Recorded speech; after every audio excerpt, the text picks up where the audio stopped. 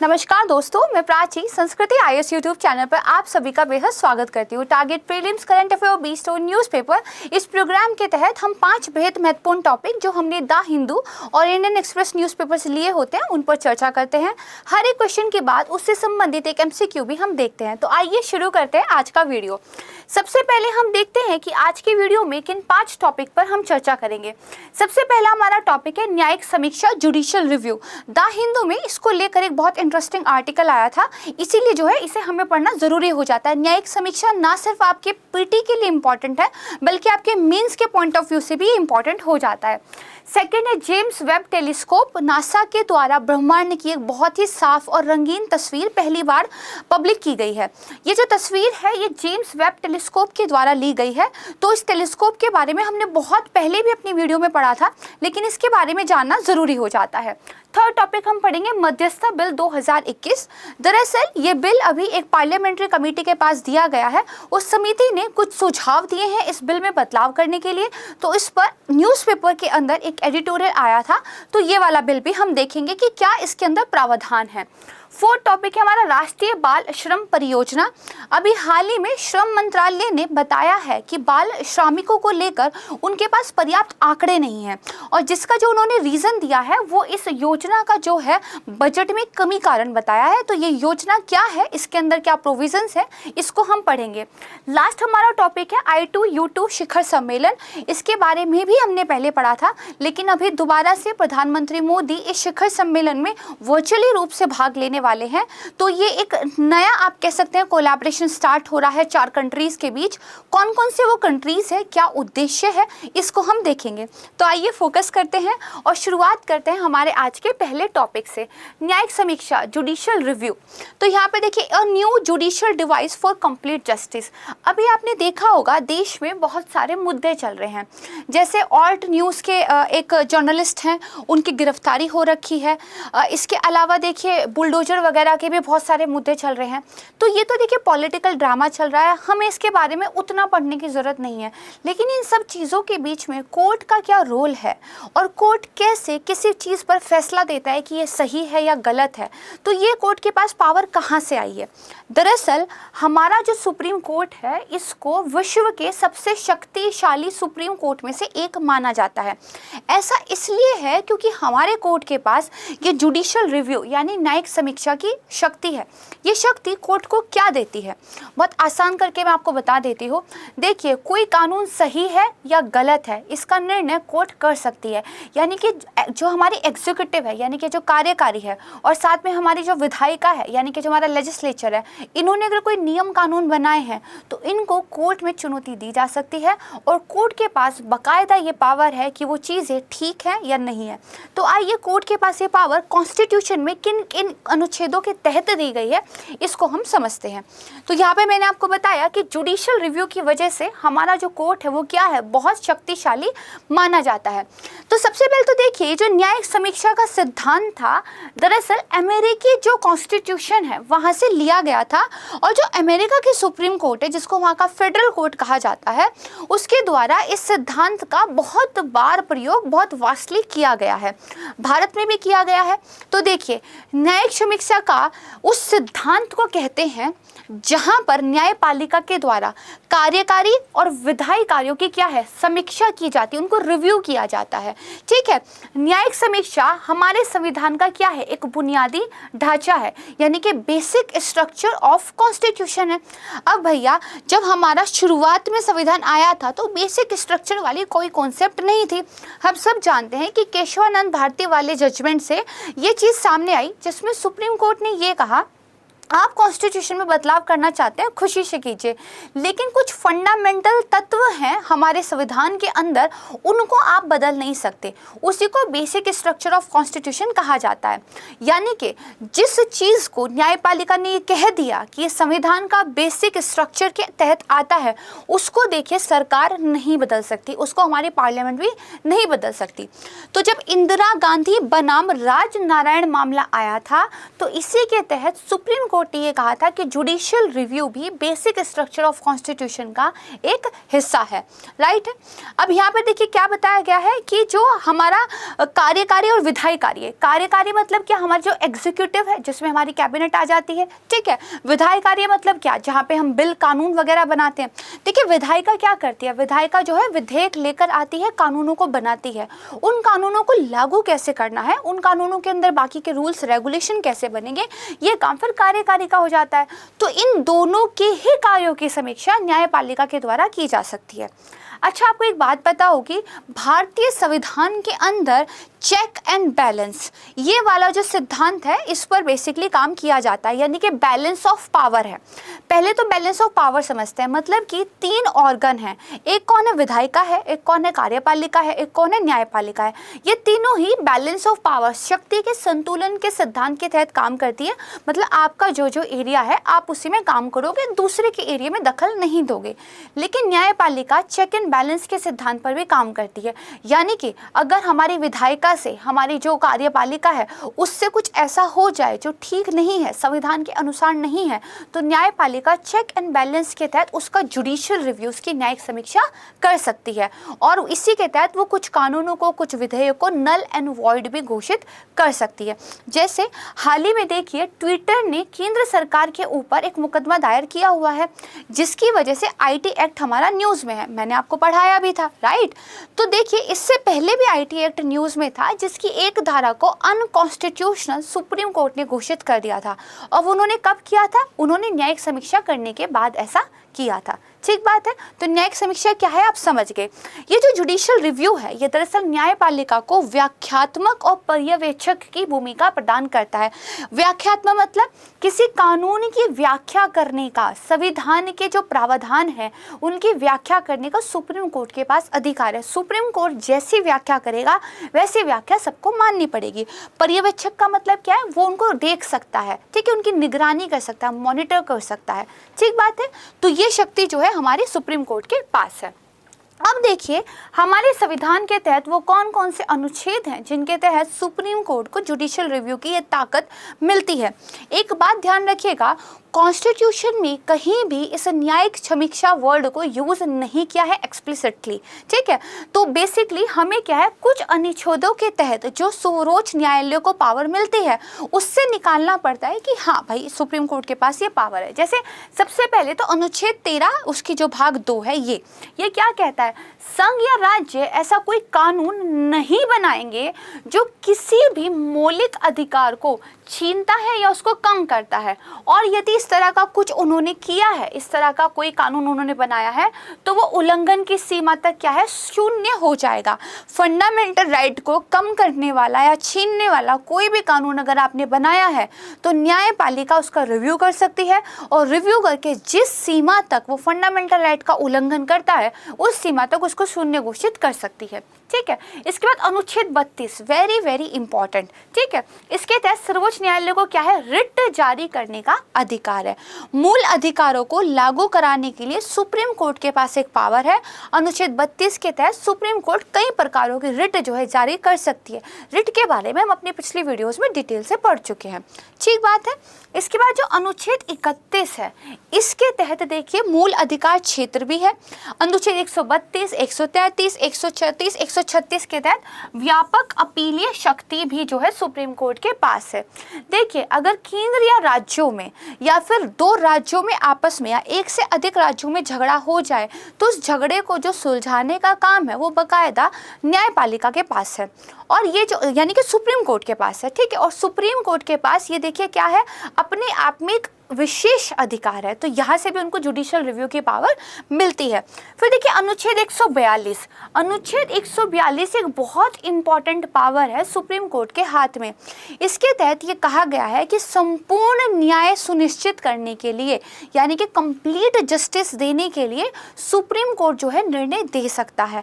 इसी अनुच्छेद का उपयोग करते हुए जो राम लल्ला विवाद हुआ था, राम जन्मभूमि विवाद जो हुआ था, उस पर जो है सुप्रीम कोर्ट ने जो है अपना आदेश दिया था, और जो उन्होंने मस्जिद के लिए ज़मीन उपलब्ध कराने की बात कही है वो संपूर्ण न्याय सुनिश्चित हो, इसी के तहत किया है। तो देखिए यही लिखा है कि सर्वोच्च न्यायालय के पास ऐसा आदेश देने की शक्ति है जो इसके समक्ष लंबित किसी भी मामले में पूर्ण न्याय करने के लिए आवश्यक है। कंप्लीट जस्टिस 142 आर्टिकल याद रखिएगा, ठीक है। अब देखिए न्याय समीक्षा कितने प्रकार से हो सकती है। 3 प्रकार से इसका वर्गीकरण हो सकता है। पहला है विधायी कार्यों की समीक्षा हो सकती है, बिल्कुल आसान बात है। इसका मतलब क्या हुआ कि देखिए अगर विधायिका द्वारा पारित कोई कानून है वो संविधान के प्रावधानों के अनुपालन में है या नहीं, इसे देखने के लिए विधायी कार्यों की समीक्षा हो सकती है, आसान। दूसरा है प्रशासनिक कार्यों की समीक्षा।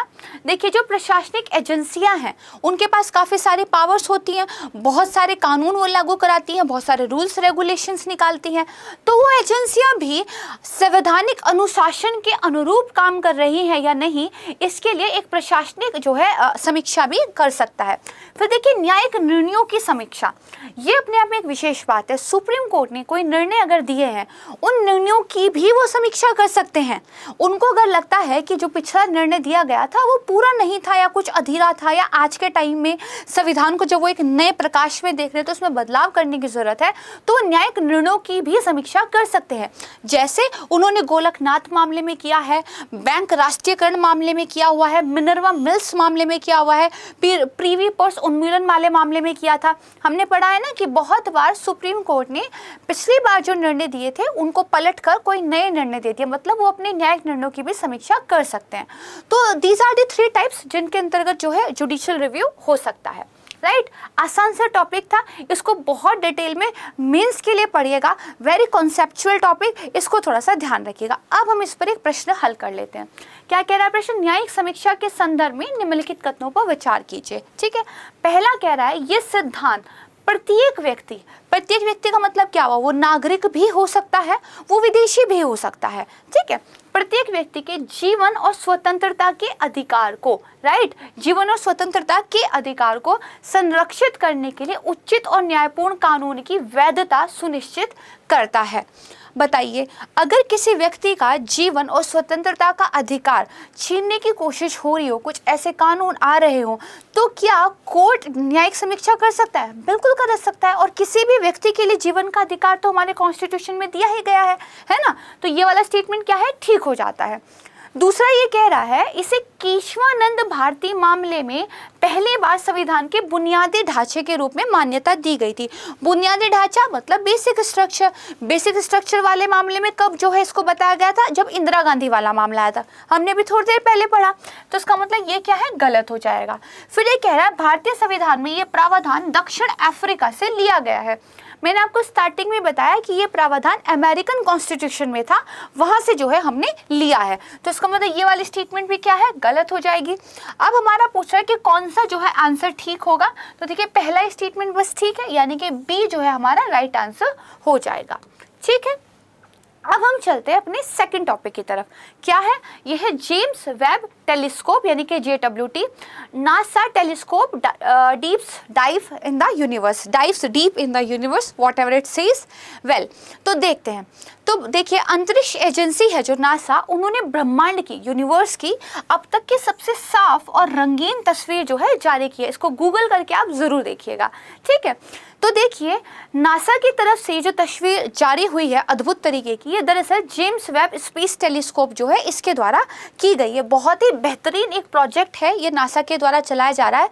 ना सिर्फ नासा बल्कि जो कनाडाई अंतरिक्ष एजेंसी है, जो यूरोपीय अंतरिक्ष एजेंसी है, उनके द्वारा ज्वाइंट रूप से इसको विकसित किया गया था और एरियन नाम के रॉकेट से जो है इसको स्पेस में लॉन्च किया गया था। अब ये करेगा क्या, ठीक है, इस तरह का ये दिखता है। It is a very symbolic picture. तो देखिए जब हमारी पृथ्वी का उदय हुआ था या उससे भी पहले जब बिग बैंग हुआ था, ठीक है, तो वो वाली थ्योरी के टाइम पे क्या चीज़ें रही होंगी, किस तरह से ग्रहों का कुछ केमिकल भौतिक कंपोजिशन रहा होगा, इस पृथ्वी के बनने की क्या प्रक्रिया रही होगी, बहुत सारे ऐसे रहस्य हैं जिनको वैज्ञानिक सुलझाना चाहते हैं। जैसे कल हमने डार्क मैटर के बारे में पढ़ा, ठीक है। देखिए मुझे कमेंट सेक्शन में पूछा गया था कि वैज्ञानिक डार्क मैटर के बारे में खोज क्यों करना चाहते हैं। तो देखिए किसी भी खोज के पीछे अवश्य ही मानव जाति के कल्याण का ही उद्देश्य होता है। हमने आज तक जितनी भी खोजें की है, हम अनसुलझे रहस्यों को सुलझाना चाहते हैं। जैसे अगर कभी हमने न्यूक्लियर पावर की खोज की होगी तो क्या हमने सोचा होगा कि उसके इतने सारे उपयोग हो सकते हैं, उससे हम इलेक्ट्रिसिटी जनरेट करके इतने लोगों को बिजली दे सकते हैं, है ना।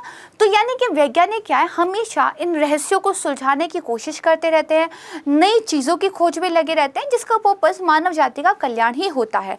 ठीक बात है। अपनी स्पेस को हम जितना बेहतर समझेंगे, इस दुनिया को जितना अच्छा समझेंगे, उतनी ही सुंदर दुनिया का हम निर्माण कर पाएंगे। साइंस का तो यही उद्देश्य होना चाहिए। तो ठीक है, देखिए 13.7 अरब साल पहले जब आकाशगंगाएं बनी, जब तारे बने, उनको स्कैन करने के लिए इस टेलीस्कोप को लॉन्च किया गया है और करीब 10 अरब डॉलर की कीमत जो है इस पर खर्च की गई है। ये एक क्या है, इंफ्रारेड टेलीस्कोप है। ठीक है, तो इंफ्रारेड टेलीस्कोप है जो ब्रह्मांड के इतिहास के प्रत्येक चरण का अध्ययन करेगा। जब से हमारा ब्रह्मांड बनना शुरू हुआ है तब से लेके आज तक वो जितनी भी स्टेजेस से गुजरा है, ये सारे स्टेजेस को समझने की कोशिश करेगा। बिग बैंग हो, सौर प्रणालियों का निर्माण हो, ये सब देखेगा। इस टेलीस्कोप में एक विशाल दर्पण लगा है जिससे अंतरिक्ष को देखना संभव होगा। यहाँ पर आप देख सकते हैं इस तरह का एक पूरा का पूरा मिरर लगा हुआ है। छोटे छोटे हेक्सागोनल मिरर्स को मिला के मधुमक्खी के छत्ते के आकार में जोड़ के इसको जो है बनाया गया है। ठीक है, इस टेलीस्कोप का जो प्राथमिक दर्पण है वो 18 हेक्सागोनल आकार के दर्पण खंडों से बना हुआ है, जो आपका कैसे है, मधुमक्खी के छत्ते के पैटर्न में जुड़ा हुआ है। देखिए हेक्सागोनल मिरर आपको दिख रहे हैं। ठीक है, इसको ध्यान रखिएगा। ठीक है, अब मैंने आपको जो मिरर दिखाया तो यहाँ पे देखिए आपको सिल्वर कलर का दिखाई दे रहा है, यहाँ पे आपको गोल्डन कलर का दिखाई दे रहा है। एक्चुअली इसको भी वैसा ही बनाना है, यानी कि इस मिरर के ऊपर गोल्ड की एक लेयर लगानी है, क्योंकि ये बेटर तरीके से भी काम कर पाता है। तो ये जो लेयर लगती है ये वैक्यूम वाष्प निक्षेप तकनीक के द्वारा लगती है। तो कई बार प्रीलिम्स में आपसे ये क्वेश्चन पूछा जा सकता है कि जो वैक्यूम वेपर डिपोजिशन टेक्निक है ये किस संदर्भ में यूज होती है। तो आप जो है जेम्स वेब टेलीस्कोप का नाम इस पर ले सकते हैं। तो देखिए दर्पण के अवरक्त प्रकाश के प्रतिबिंब को बेहतर बनाने में स्वर्ण क्या है, मददगार होता है। मैंने आपको क्या बताया, ये एक इंफ्रारेड टेलीस्कोप है, यानी कि अवरक्त जो प्रकाश हमारा उस पर ये काम करता है। तो उसको और बेटर तरीके से काम किया जा सके, इसमें गोल्ड आपकी हेल्प करता है। इसीलिए इस मिरर पर गोल्ड की हमने क्या एक लेयर लगा दी है।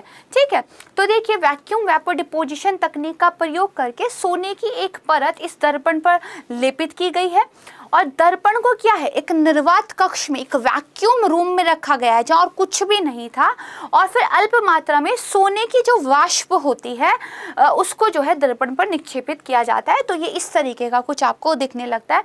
फिर ये जो हेक्सागोनल शेप है इनको जो है जोड़ जोड़ के एक विशाल दर्पण बनाया गया है। ठीक बात है।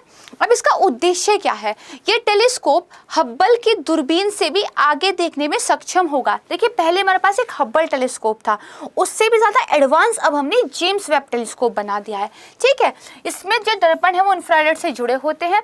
ये पृथ्वी के समान वायुमंडल की खोज करेगा, साथ ही ये टेलीस्कोप ग्रहों के रासायनिक और भौतिक गुणों को भी मापेगा। यहाँ पर देखिए इस तरीके की एक इमेज जो है दिखाई गई है। ठीक है, इसकी देख सकते हैं यहाँ पे एक मिरर लगा हुआ है, लेकिन जो मैंने आपको अब वाला दिखाया है जेम्स वेब वाला वो एक अलग तरीके का दिखता है। राइट, तो ठीक है, हब्बल टेलीस्कोप की इमेज देख ली, जेम्स वेब टेलीस्कोप की इमेज देख ली, थोड़ा सा क्लियर चीजें हो गई।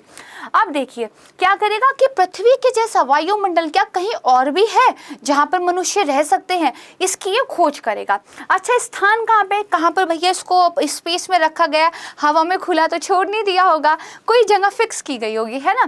तो देखिए ये एक ऐसी कक्षा में स्थापित किया गया है जो पृथ्वी से 1.5 मिलियन किलोमीटर दूर है, और इस पर्टिकुलर जगह का जो नाम है वो है लैग्रेंज पॉइंट L2। ठीक है, इसे दरअसल पृथ्वी की कक्षा में स्थापित नहीं किया गया है।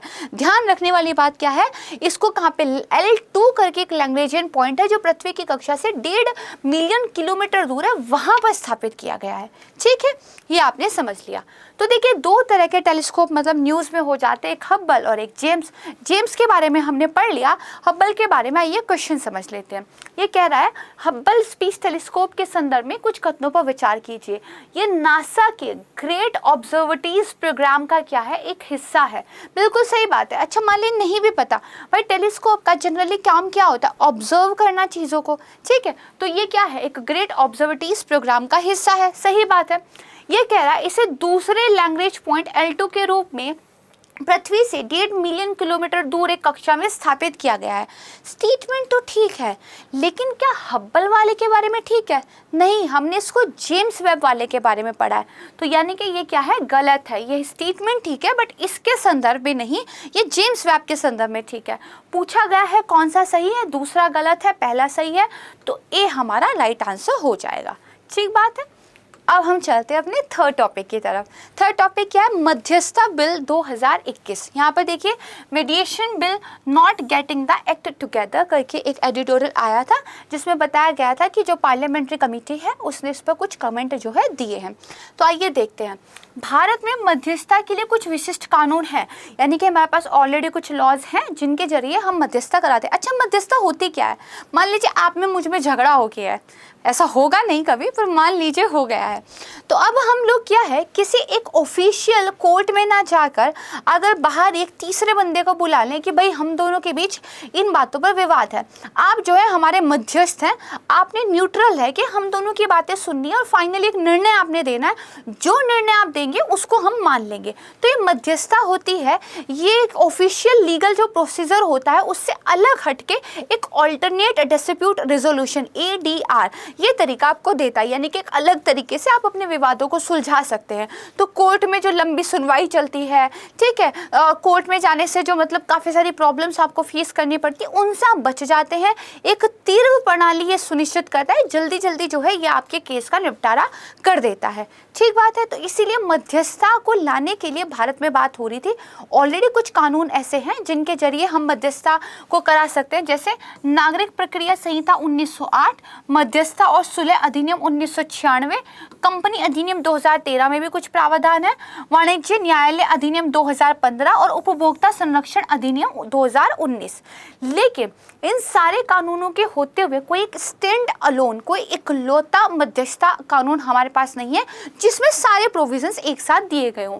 इसी कमी को पूरा करने के लिए गवर्नमेंट की तरफ से बिल लाया गया है। अभी इस पर बातचीत चल रही है, जब ये पास हो जाएगा तब हम इसको अधिनियम जो है मान लेंगे। तो देखिए इस बिल की विशेषताएं क्या है। इसको क्रमिक लोक शिकायत विधि और न्याय संबंधी जो स्टैंडिंग कमेटी है वहां पर भेजा गया है।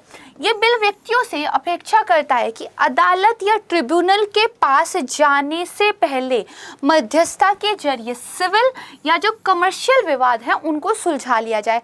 अब इसका मतलब ये याद रखना है, क्रिमिनल मामलों में मध्यस्थता की बात ये नहीं कर रहा, कौन से मामले सिविल है या कमर्शियल है। ठीक बात है।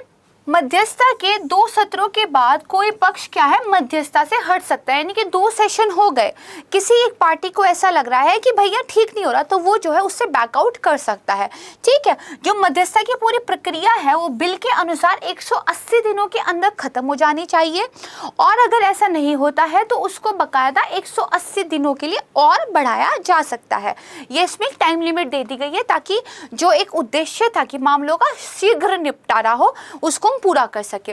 देखिए बिल ऐसे विवादों को भी लिस्ट कर देता है जो मध्यस्थता के लिए उपयुक्त नहीं है। अब हर मामले पे आप बीच बचाव नहीं कर लेंगे, कुछ चीजें हैं जैसे क्रिमिनल अपराध के प्रोसिक्यूशन से जुड़े हुए मामले, या फिर कोई ऐसा मुद्दा जो तीसरे पक्ष के अधिकारों को प्रभावित करता हो। आप और मैं जाके बाहर साठगांठ कर ले, लेकिन उसकी वजह से किसी थर्ड पार्टी के राइट्स को नुकसान हो सकता है, वो हम मध्यस्थता के द्वारा नहीं कर सकते। ठीक है, ध्यान रखिएगा।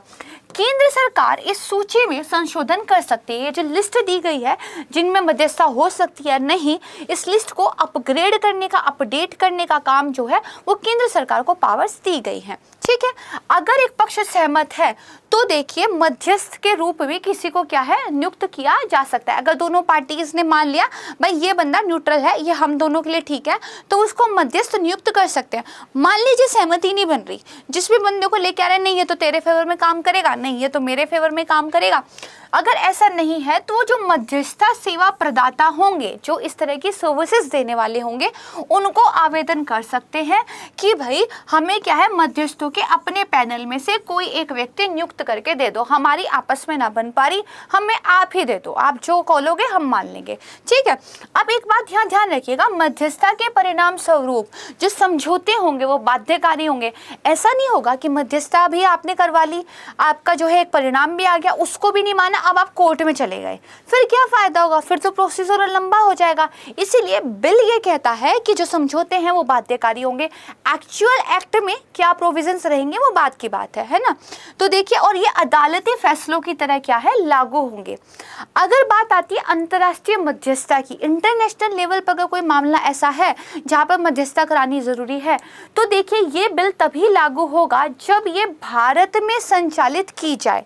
ठीक है, यानी कि अगर भारत में ही वो मध्यस्थता की कार्यप्रणाली आप कर रहे हैं तो लागू होगा, अदरवाइज नहीं। यह भारत से बाहर की गई जो अंतर्राष्ट्रीय मध्यस्थताओं के परिणाम स्वरूप होने वाले समझौते को लागू करने का प्रावधान नहीं करता है। देश के बाहर अगर आपने आपस में कोई बातचीत की है तो उसको लागू करने का प्रावधान इसमें नहीं दिया गया है। इंडिया में जो होगा ये बस उसी की रिस्पॉन्सिबिलिटी अपने पास रखता है।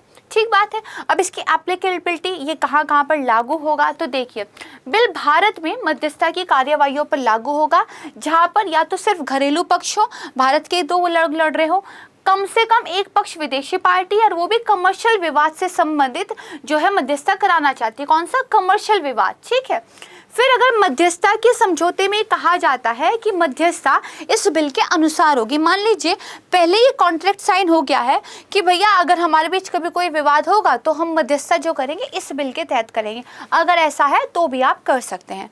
देखिए अगर केंद्र या राज्य सरकार एक पक्ष है, भाई ऐसा तो नहीं प्राइवेट लोगों के बीच में लड़ाई होती है, सरकार की तरफ से तो बहुत ज़्यादा लिटिगेशन दी जाती है, तो अगर केंद्र या राज्य सरकार एक पक्ष है तो बिल निम्नलिखित मामलों में लागू हो सकता है। या तो गवर्नमेंट के साथ आपका कोई कमर्शियल विवाद है, या सरकार द्वारा अधिसूचित कोई अन्य विवाद है जिसको गवर्नमेंट ने जो है नोटिफाई कर दिया कि ये वाला विवाद भी इसके जरिए हो सकता है। ठीक बात है, ये इसके कुछ प्रोविजंस है। अब एक बहुत इंपॉर्टेंट चीज़ है, इसके तहत एक भारतीय मध्यस्थता परिषद स्थापित करने की बात की गई। इस तरह की काउंसिल होगी, उस काउंसिल का काम क्या होगा ये हमें याद होना चाहिए। तो देखिए परिषद में पहले तो एक चेयरपर्सन होगा, 2 पूर्णकालिक सदस्य होंगे मध्यस्थता या एडीआर के अनुभव वाले। एडीआर मतलब हमारा ऑल्टरनेट डिस्प्यूट रेजोल्यूशन। ठीक बात है। या फिर क्या होंगे, साथ में क्या होंगे, 3 पदेन सदस्य होंगे, विधि सचिव होंगे, व्यय सचिव होंगे, और एक अल्पकालिक सदस्य होगा जो इंडस्ट्री वाली बॉडी से जुड़ा होगा। परिषद कौन कौन से काम करेगी, तो पहले तो मध्यस्थों का पंजीकरण करेगी। भाई कौन एज अ मध्यस्थ काम कर सकता है ये रजिस्टर करना पड़ेगा, और कोई भी तो नहीं चला जाएगा जैसे गांव में बड़े बूढ़े होते हैं कि चलो हम विवाद सुलझाते हैं, घर का बंटवारा हो रहा है कोई बूढ़ा आ गया करवाने, ऐसे नहीं होगा। मध्यस्थता सेवा प्रदाताओं और जो मध्यस्थता संस्थाएं हैं जो इस तरह के लोगों को प्रशिक्षित करेगी, उन्हें ट्रेनिंग देगी, सर्टिफिकेट देगी, उनको मान्यता देना। भाई देखिए कुछ इंस्टीट्यूशंस खुल गए हैं जो बाकायदा जो लोग मध्यस्थ बनना चाहते हैं उनको पढ़ाते भी, उनको सर्टिफिकेट भी देते हैं। तो उस इंस्टीट्यूशन को मान्यता देने का काम कौन करेगा, ये वाली परिषद करेगी। ठीक बात है। इसके अलावा देखिए मध्यस्थता समझौता करार, इसके बारे में पढ़ना। मध्यस्थता के परिणाम स्वरूप जो समझौते होंगे सामुदायिक मध्यस्थता को छोड़कर, यानी कि अगर भैया बहुत सारे लोगों के बीच में मुद्दा हो रहा है कम्युनिटी लेवल पे, सामुदायिक वाले को छोड़ दीजिए, तो अगर कोई मध्यस्थता के परिणाम स्वरूप समझौता हो रहा है तो वो अंतिम और बाध्यकारी होगा, अदालती फैसलों की तरह लागू होगा, जिसे चुनौती दी जा सकती है लेकिन केवल कुछ आधारों पर। तो देखिए किन आधारों पर चुनौती दी जा सकती है, यदि धोखाधड़ी वाला मामला हो, भ्रष्टाचार हो, इंसोपरेशन हो, ठीक है, प्रतिरूपण यानी कि इनपर्सोनेशन क्या होता है, मेरी आइडेंटिटी कोई और चुरा ले। ठीक है, जैसे वेब पे मेरी पिक्चर्स लेके, मेरा नाम लेके कोई और प्रोफाइल बना ले, बट वो मैं नहीं हूँ और वो मेरे जैसा ही वहाँ पर बर्ताव करे। ठीक है, इस तरह का है। धोखाधड़ी का एक मामला होता है। मध्यस्थता के लिए अनुपयुक्त विवादों से संबंधित, जो विवाद मध्यस्थता के लिए सही नहीं है उनसे संबंधित अगर कुछ है तो देखिए चुनौती दी जा सकती है। भ्रष्टाचार से मामला जुड़ा हुआ है, धोखाधड़ी से जुड़ा हुआ मामला है, तो अपील जो है की जा सकती है। ठीक है, इतना आपने समझ लिया। अब क्योंकि हमने बिल के सारे इंपॉर्टेंट प्रोविजंस बिल्कुल शॉर्ट में करके पढ़ लिए, समझ लिए, तो अब आपको देखिए प्रश्न बड़े आराम से हल हो जाना चाहिए। मध्यस्थता विधेयक 2021 के संदर्भ में कुछ कथनों पर विचार कीजिए। विधेयक प्री लिटिगेशन मध्यस्थता में भागीदारी को अनिवार्य बनाता है। तीसरे पक्ष के अधिकारों को प्रभावित करने वाले विवाद मध्यस्थता के लिए उपयुक्त नहीं है। 2 स्टेटमेंट हो गई। थर्ड क्या है, मध्यस्थता के परिणाम स्वरूप होने वाले समझौते बाध्यकारी होंगे जिन्हें न्यायालयीय निर्णयों के समान जो है लागू किया जाएगा। अब आपको मैंने ये 2 स्टेटमेंट पढ़ा दी हैं, ठीक है। पहली स्टेटमेंट आपने सोचना है, अब मुझे इस क्वेश्चन का आपने जो है आंसर देना है, राइट। चलिए ये मैं देखूंगी कि आप क्या इसका आंसर देंगे। अब हम पढ़ते हैं अपना 4th टॉपिक, ठीक है। 4th टॉपिक है राष्ट्रीय बाल श्रम परियोजना। यहाँ देखिए, centre has no data on child labour, यानी कि जो बाल श्रमिक है उनके ऊपर सेंटर के पास कोई डाटा ही नहीं है। अच्छा एक बात बताइए, अगर आपको कोई पॉलिसी लागू करनी है, आप एडमिनिस्ट्रेटर हैं, तो आपके पास पॉलिसी लागू करने के लिए कितना बजट है, कितने लोगों के लिए वो नीति आप लेके आए हैं, वो कौन लोग हैं जिनको उसका लाभ मिलना चाहिए, क्या कुछ एलिजिबिलिटी होगी, इस सब के लिए आपके पास डाटा होना चाहिए। तो सरकार के पास अगर बाल श्रमिकों को लेकर कोई डाटा ही नहीं है तो गवर्नमेंट काम कैसे करेगी, है ना। तो चिंता की बात है।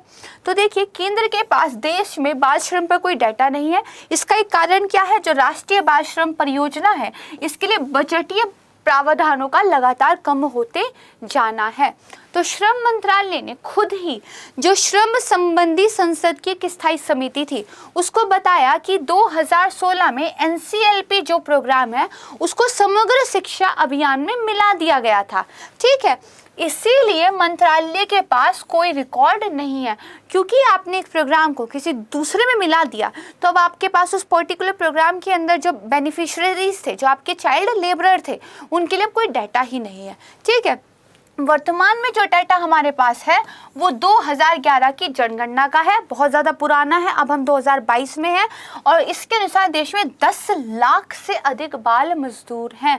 10 लाख से ज़्यादा बच्चे जो स्कूल में होने चाहिए थे वो देखिए बाल मजदूरी कर रहे हैं, ठीक है। और ये तो 2011 का डाटा कह रहा है। अभी पता नहीं हालात क्या होंगे, क्योंकि मैंने कुछ रिपोर्ट्स पढ़ी थी जो बताती है कोविड-19 के बाद जब माँ बाप की नौकरी छूट गई है तो बच्चों ने ज़्यादा काम किया है और आज के टाइम पे कोविड-19 के बाद की अर्थव्यवस्था में बाल मजदूरों की संख्या बढ़ी है। तो ये एक अलग रिपोर्ट्स थी जो प्राइवेट इंस्टीट्यूट्स ने निकाली थी, गवर्नमेंट की तरफ से ऐसा कोई डाटा अभी नहीं आया है, ठीक है। और ये पहली बार है कि कोई संसदीय पैनल जो बाल श्रम पर राष्ट्रीय नीति है, चाइल्ड लेबर पर जो हमारी एक नेशनल पॉलिसी है उस पर क्या है विस्तृत जांच कर रहा है। अब क्योंकि इसमें परियोजना का नाम आया है जो कि है आपकी राष्ट्रीय बाल श्रम परियोजना, ठीक है, तो इसके बारे में हमें पता होना चाहिए।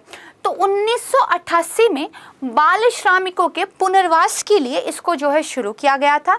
बाल श्रम उन्मूलन के लिए, यानी कि जो चाइल्ड लेबर है उसको खत्म करने के लिए राष्ट्रीय बाल श्रम परियोजना कार्यक्रम के तहत करीब 1.5 लाख बच्चों को क्या किया गया था, शामिल किया गया था और 76 बाल श्रम परियोजनाएं जो है स्वीकृत की गई थी, ठीक है। यहाँ पर समझिए 57 खतरनाक उद्योग, ढाबे और जो घरों में काम करने वाले बच्चे होते हैं जिनकी उम्र होगी 9 से 14 साल की, उनको इस परियोजना के तहत लाया गया। इस परियोजना के तहत जिला स्तर पर कलेक्टर या जिला मजिस्ट्रेट की अध्यक्षता वाली एक जिला परियोजना समिति भी स्थापित करने की बात की गई थी जो इस परियोजना के एग्जीक्यूशन का काम करेगी, ठीक है। इस योजना के तहत जो 9 से 14 साल के बच्चे हैं, ठीक है, उनको बाल श्रम से हटाना था सरकार ने और फिर विशेष प्रशिक्षण केंद्रों में रखा जाना था। एनसीएलपी के तहत कुछ विशेष प्रशिक्षण केंद्र थे, वहां पर उन बच्चों को लेके आना था जहां उन्हें औपचारिक शिक्षा प्रणाली की मुख्य धारा में लाने से पहले भाई उनको फॉर्मल एजुकेशन मिले, इससे पहले उनको एक ब्रिज एजुकेशन, व्यावसायिक प्रशिक्षण, ठीक है, मध्याह्न भोजन, वजीफा और स्वास्थ्य देखभाल आदि जो है प्रदान किया जाना था। कौन से बच्चों को? 9 से 14 साल वाले बच्चों को। इसके अलावा जो 5 से 8 साल के बच्चे थे, इतने छोटे बच्चे भी देखिए काम कर रहे हैं, तो 5 से जो 8 साल के बच्चे थे उनको सर्व शिक्षा अभियान के तहत निकट समन्वय के माध्यम से औपचारिक शिक्षा प्रणाली से सीधे जोड़ा जाता है। जो छोटी एज के बच्चे हैं उनको डायरेक्ट जो है फॉर्मल एजुकेशन में जोड़ देते हैं सर्व शिक्षा अभियान के माध्यम से, ठीक है। तो कभी हम सर्व शिक्षा अभियान के बारे में भी डिटेल से पढ़ेंगे। तो ये योजना के बारे में आपने पढ़ लिया। इस योजना के तहत देखिए एक ऑनलाइन पोर्टल पेंसिल, जिसका नाम है platform for effective enforcement for no child labour, PENCIL को विकसित किया गया है। यहाँ पे एक स्क्रीनशॉट है इस पेंसिल पोर्टल का, ये आप देख सकते हैं। ये श्रम और रोजगार मंत्रालय के तहत जो है आता है। तो अगर कई बार आपसे क्वेश्चन पूछ लिया जाए कि पेंसिल पोर्टल किस मिनिस्ट्री के तहत आता है तो आपको पता हो, ठीक बात है, इतना याद रख लीजिएगा। अब हम देखिए इस पे प्रश्न देख लेते हैं। ये हमारा जो राष्ट्रीय बाल श्रम परियोजना है इस पर आपको 2 स्टेटमेंट दी गई है। पहला कह रहा है ये एक केंद्र प्रायोजित योजना है, ठीक है। सेंटर स्पॉन्सर्ड एक स्कीम है जिसके कार्यान्वयन के लिए स्थापित जिला परियोजना समितियां जो जिला कलेक्टर की अध्यक्षता में बनेगी को केंद्र और राज्य सरकार द्वारा 60-40 के अनुपात में वित्त पोषण प्रदान किया जाता है। मैंने आपको कई बार जो केंद्र प्रायोजित स्कीम होती है और जो केंद्रीय क्षेत्र की स्कीम होती है उनके बारे में बताया है। यहाँ पे इसको ध्यान रखिएगा, ये जो परियोजना है ये केंद्रीय क्षेत्र यानी कि सेंट्रल सेक्टर स्कीम है, तो इस वजह से क्या है ये स्टेटमेंट आपका गलत हो जाता है। ठीक बात है। दूसरा कह रहा है इसके तहत जो 9 से 14 साल के बच्चे होंगे उनको विशेष प्रशिक्षण केंद्रों के माध्यम से व्यावसायिक प्रशिक्षण जो है प्रदान किया जाता है। ये बिल्कुल ठीक है, उनको फॉर्मल एजुकेशन में लेके आया जाए, इससे पहले ब्रिज एजुकेशन, कुछ उनको वोकेशनल ट्रेनिंग वगैरह जो है दी जाती है, तो ये आपका ठीक हो जाएगा। पूछ रहा है कौन सा सही है, हमारा दूसरा सही है, तो बी हमारा राइट आंसर हो जाएगा। ठीक है, ये 4 टॉपिक हो गया। अब हम चलते हैं फिफ्थ टॉपिक की तरफ। छोटा सा टॉपिक है, देख लेते हैं। I2U2 शिखर सम्मेलन, देखिए एक्सप्लेन किया गया है what is I2U2 that is holding it's first ever leader summit today, right. तो देखिए भारत, इजराइल, ठीक है, इसके अलावा आपका अमेरिका और संयुक्त अरब अमीरात, इन 4 कंट्रीज से मिलकर आपका जो I2U2 शिखर सम्मेलन है ये हो रहा है। भारत इसमें पहली बार शामिल हो रहा है क्योंकि जो आप कह सकते हैं ऊपर के लोग होते हैं यानी कि जो आपके लीडर होते हैं, लीडर समिट इसका पहली बार हो रहा है, ये वर्चुअली हो रहा है। ठीक है, तो देखिए अमेरिका के अनुसार इसका मतलब है interaction in understanding the universe, right. लेकिन इस समूह में जो I2 है वो इंडिया और इजराइल के लिए है, और जो U2 है यानी कि 2 बार U वो दरअसल USA और UAE के लिए है। अब I2U2 को देखिए, बहुत इंपॉर्टेंट चीज़ है, पश्चिमी एशिया का क्वाड कहा जा रहा है। ठीक है, ये समझने वाली बात है, पश्चिमी एशिया का क्वाड कहा जा रहा है। तो क्यों? देखिए जब अक्टूबर 2021 में I2U2 की पहली बैठक हुई थी तब इसे जो international forum for economic cooperation का नाम दिया गया था। उसी वक्त इसने जिन मुद्दों पे बातचीत की थी उनको देखते हुए जो विश्लेषक थे, जो रणनीतिक विशेषज्ञ थे, उन्होंने पश्चिमी एशिया क्वाड का नाम दे दिया था। वजह क्या थी? इस बैठक में शामिल मुद्दे। इस दौरान जो भारत, अमेरिका, इजराइल और UAE है उन्होंने न सिर्फ समुद्री सुरक्षा, बुनियादी ढांचा विकास, डिजिटल इंफ्रास्ट्रक्चर और परिवहन से जुड़े अहम मुद्दों पर चर्चा की थी, बल्कि साउथ चाइना सी में जो चीन का अग्रेशन बढ़ता जा रहा है, इंडो पैसिफिक रीजन में जो वो चाइना के प्रभुत्व को कम करना चाहते हैं, इसको भी कहीं ना कहीं उन्होंने चुनौती के रूप में देखते हुए टैकल करने की बात कही थी।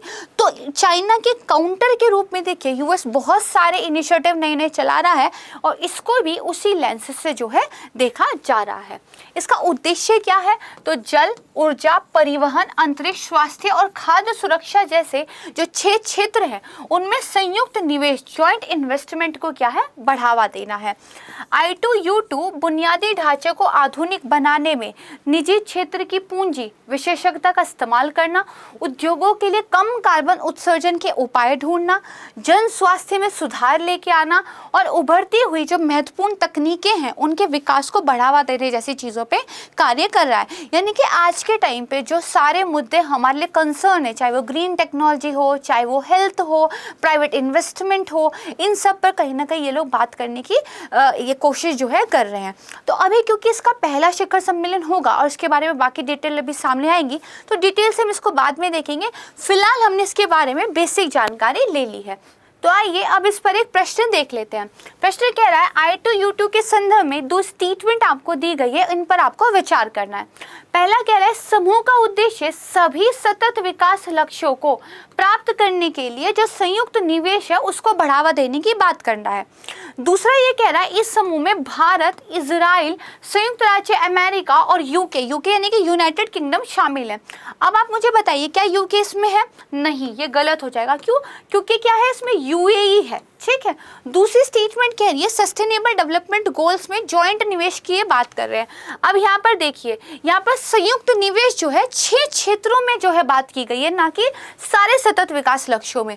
तो इसका मतलब आपका क्या है? ये वाला स्टेटमेंट भी गलत हो जाएगा। ठीक है, दोनों स्टेटमेंट गलत हो गए। यहाँ पे पूछा कौन सा सही नहीं है, तो हमारे दोनों ही गलत है, तो C जो है हमारा राइट आंसर हो जाएगा। ठीक है, समझ गए। तो यहाँ पे देखिए हमारा आज का वीडियो समाप्त होता है। मुझे उम्मीद है कि चीज़ें आपको अच्छे से समझ आई होंगी। अगर वीडियो आपको पसंद आया है तो उसको लाइक ज़रूर कीजिएगा। अगर आप संस्कृति IAS के चैनल पर नए हैं तो चैनल को सब्सक्राइब ज़रूर कीजिएगा। आज के लिए बस इतना ही। बहुत जल्द मिलूंगी आपको एक नए करंट अफेयर वीडियो के साथ। तब तक के लिए नमस्कार, धन्यवाद, जय हिंद।